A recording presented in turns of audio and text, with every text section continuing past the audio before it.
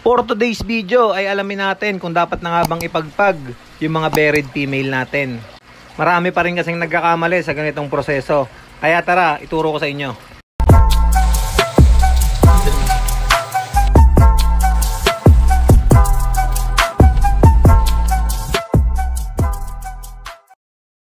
So yun mga lods, pakita ko lang sa inyo yung mga egg ng mga crayfish natin. So meron tayo dito yung mga hatchable na yung talagang pwede nang pagpagin sa hindi pa pwedeng pagpagin. So may mga nagtatanong pa rin sa atin at may mga nagkakamali pa rin pagdating sa pagpapagpag ng mga crayfish. Yung iba nagtatanong kung pagka-itlog daw papagpagin na, hindi po pinapagpag kapag itlog pa lang po. Pag ganito mga lods, papakita ko sa inyo ha. Pag ganito pa lang mga itlog ng crayfish nyo, wag nyo pong papagpagin dahil hindi pa po yan hatch mga lods. Malalaman nyo naman po yan kapag hatch na yan, talagang as in puro craylings na lang po sila. Ito po yung sample ng may itlog na crayfish natin. So ganyan po ang itsura niyan mga lods. Nakatupi yan, nakatupi. So halos ayaw nilang ibuklat o pakita yung egg nila.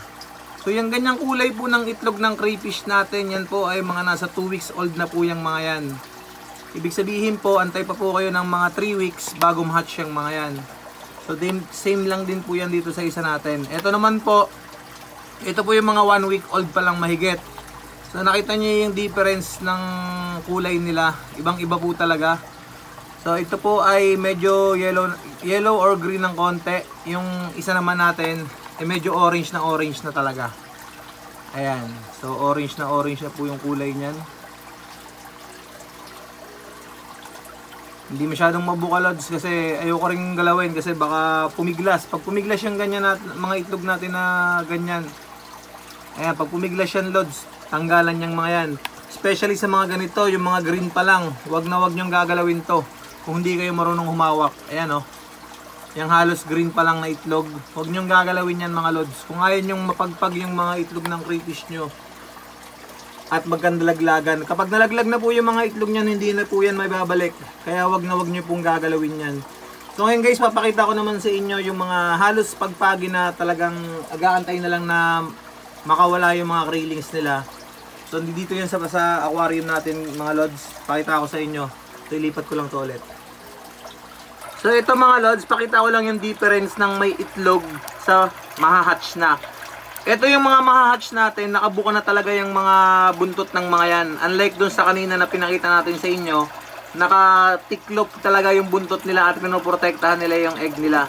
At makikita nyo na rin dyan mga lods, may mga pag-alagalan dyan ng mga craylings. Ayan kung napapansin nyo sa video natin. Ayan mga lods oh. May mga pag-alagalan na dyan. So ibig sabihin pag gaganyan, sign na yan na pwede nang pagpagin yung itlog ng crayfish natin o talagang hatch na talaga yung mga eggs nila. Yeah, so parehas sila ganyan, ino-observe natin. Dalawang female to, halos sabay kasi yan ng itlog kaya pinagsama natin sa iisang tank. So aantayin na lang nating ma-hatch yung mga yan lods. Ayan. Pagka ganyan yung kulay, halos pagpag na yung mga lods, pwede na yung pagpagin. So subukan nating hulihin to para mapakita ko sa inyo. Oops, pumiglas. Sigurado ubos yung lods. Kapag pumipiglas yung crayfish, nawawala yung itlog. Ito yung mga lods, pinapakita ko sa inyo. Ito yung sinasabi ko sa inyo. Ganyan yung kulay o itsura ng mga craylings kapag nahahatch na sila. Kung makikita nyo naman dito sa video, gumagalaw na talaga yung mga craylings na yan. Ayan, kung napapanood nyo, ayan o. Halos gumagalaw na yung mga craylings natin. So pag gaganyan yung status ng craylings natin lods, pwede nang ipagpag yung mga yan. Pero hanggat maaari, di ko muna pinapagpag. Inaantay ko pa ng mga ilang araw yan. Kapag nakita ko talagang marami ng pag-alagala dyan, saka lang natin pinapagpag yung mga craylings natin na yan. So kayo kung pwede nyo yung pagpagin at mag-isa lang naman siya at gusto nyo isugal, bahala kayo. Kasi ayan, nakita nyo mga lods, nung pumagpag siya kanina, nung pumigla siya, naglaglaga na yung mga craylings. So pakita natin sa inyo yung isa. Ito na yun siya. Ito kasi lods, medyo medyo orange pa kasi yung itlog nito. Kaya hindi ko to masyadong mapagpag to. Ayun, pumagpag na. Kumiglas na mga lods. Ito yung isa kasi medyo may orange pa yan. So especially pag ganito, wag niyong gagalawin. Kasi mapipremature yung iba nating grillings. Pero since, ayan Lods, kita nyo naman, nagkalat na yung mga grillings natin dito sa tank na to. Sobrang dami na nila. Hanggat maaari, hihiwalay na natin yung isa dyan. Pag napagpag na natin yung mga yan, mga Lods. So, antayin na lang ako ng ilang araw at kakalat na yung mga grillings dyan. So, isang araw na lang siguro. Ito. Tanggal na yung egg na ito, mga Lods. Ayan na. So yun lang sa nagtatanong dyan kung ano pong itsura ng mga eggs nila at kulay, kung dapat na bang pagpagin o hindi pa. Sinulit ko lang po itong video na to.